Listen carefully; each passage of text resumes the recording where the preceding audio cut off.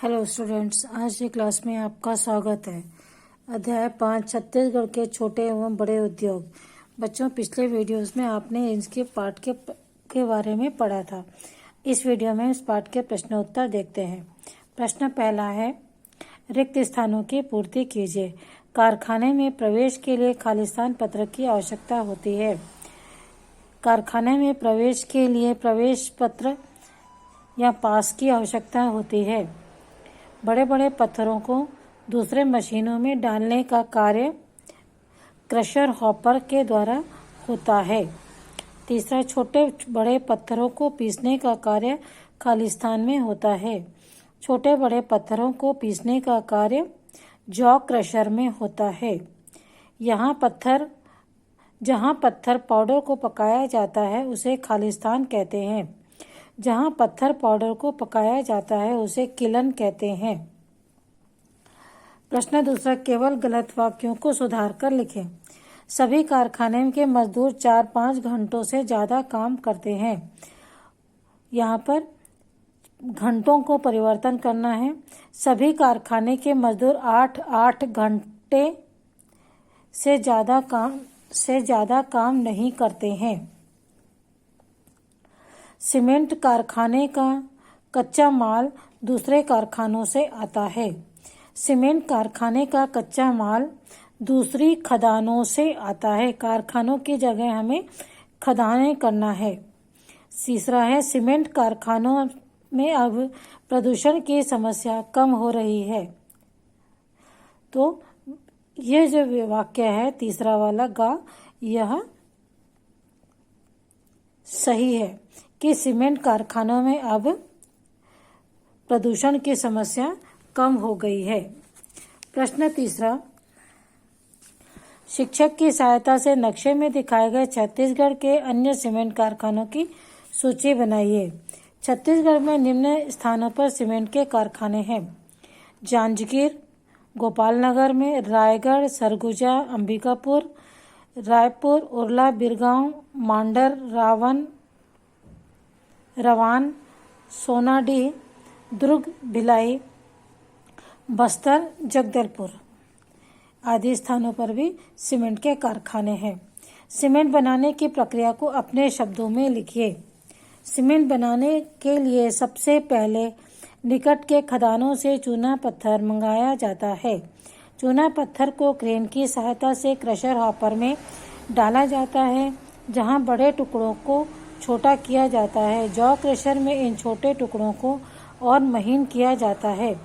फिर conveyor belt द्वारा उसे रॉ मिल में पहुंचाया जाता है, जहां इसकी पिसाई की जाती है तथा बड़े पंखे की सहायता से बड़ी कोठी जैसी टंकियों में इसे जमा किया जाता है। टंकियों में इकट्ठा किए गए इन पाउडरों को धीरे धीरे भट्टी यानी किलन में भेजा जाता है, जहां इन पाउडरों को अधिक ताप में पकाया जाता है। भट्टी में चूना पत्थर को पकाने के बाद एक दूसरे कन्वेयर बेल्ट द्वारा उसे सीमेंट मिल में पहुंचाया जाता है,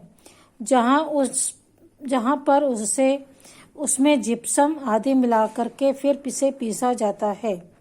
अब सीमेंट तैयार हो गया, जहां से उसे बोरियों में पैकिंग के लिए बड़ी बड़ी कोठियों में भरा जाता है। बोरियों में पैकिंग के पश्चात सीमेंट को ट्रकों व मालगाड़ियों के द्वारा नियत स्थान पर भेजा जाता है। अगला प्रश्न है, दस्तकार द्वारा घर पर उत्पादन करने और कारखाने उत्पादन में क्या अंतर है? दस्तकार के द्वारा उत्पादन करने व कारखाना उत्पादन करने में निम्नलिखित अंतर है। पहला है दस्तकारों के द्वारा घर पर उत्पादन। दूसरा देखेंगे कारखानों में उत्पादन। पहला देखते हैं, इसमें कच्चे माल के आधार पर इसमें कच्चा माल की आवश्यकता होती है। दूसरा है धन।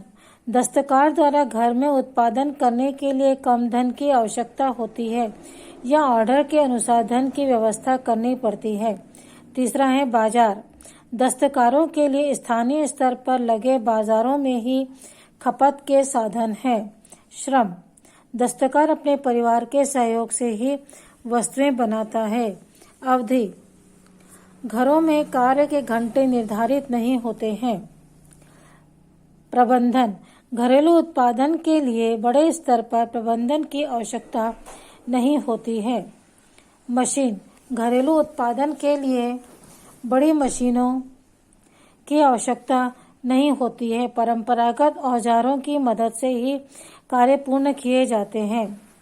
प्रशिक्षण: घरेलू उत्पाद के लिए विशेष प्रशिक्षण की आवश्यकता नहीं होती है। घर के सदस्य काम करते करते ही सभी कार्य सीखते जाते हैं। परिवहन: दस्तकारों का बाजार चूंकि स्थानीय होता है, अतः उन्हें अत्यधिक चिंता इस बात की नहीं करनी पड़ती है। जोखिम: चूंकि दस्तकारों को कम धन लगाना होता है, अतः उन्हें कम जोखिम उठाना रहता है। कारखानों में उत्पादन पहला है, इसमें अधिक कच्चे माल की आवश्यकता होती है। दूसरा, कच्चा माल भंडारण करके रखना पड़ता है, जबकि कारखाना स्थापित करने के लिए अधिक पूंजी की आवश्यकता पड़ती है और बैंकों से लोन लेना पड़ता है। कारखानों में बने उत्पाद का वितरण स्थानीय बाजार, दूसरे राज्य तथा निर्यात अर्थात दूसरे देशों के द्वारा भी किया जाता है। कारखानों में अत्यधिक संख्या में सस्ते व कुशल मजदूरों की आवश्यकता होती है, जबकि कारखानों में काम 3 पालियों में अर्थात 8-8 घंटे के हिसाब से होता है। कारखाने में उचित संचालन के लिए व्यापक स्तर पर कुशल प्रबंधन की आवश्यकता होती है। कुशल संचालन के लिए कंट्रोल रूम भी होता है। कारखानों में बड़े स्तर पर उत्पादन किए जाते हैं, अतः अत्याधुनिक मशीनों की आवश्यकता होती है। कारखाने के लिए विशेष प्रशिक्षण भी अनिवार्य होता है। छोटी सी भूल बड़े हादसे का कारण बन सकती है। कारखाने से माल दूर भेजना रहता है, अतः ट्रक व रेल सुविधाओं का होना आवश्यक है। कारखानों में जोखिम अधिक होता है। अगला प्रश्न है, बड़े कारखाने में काम बांटकर किया जाता है। क्या आपने सीमेंट कारखाने में भी यह बात देखी है? जी हाँ, बड़े कारखानों में काम बांटकर किया जाता है। यह बात हमने सीमेंट कारखाने में भी देखी है। सभी कार्यों के लिए अलग अलग विभाग व अलग अलग कर्मचारी नियुक्त होते हैं। काम भी 3 पालियों में बटा होता है। बच्चों, इस प्रकार इस वीडियो में इतना ही। इसके आगे की वीडियो में हम अगला पार्ट देखेंगे। ठीक है, बाय।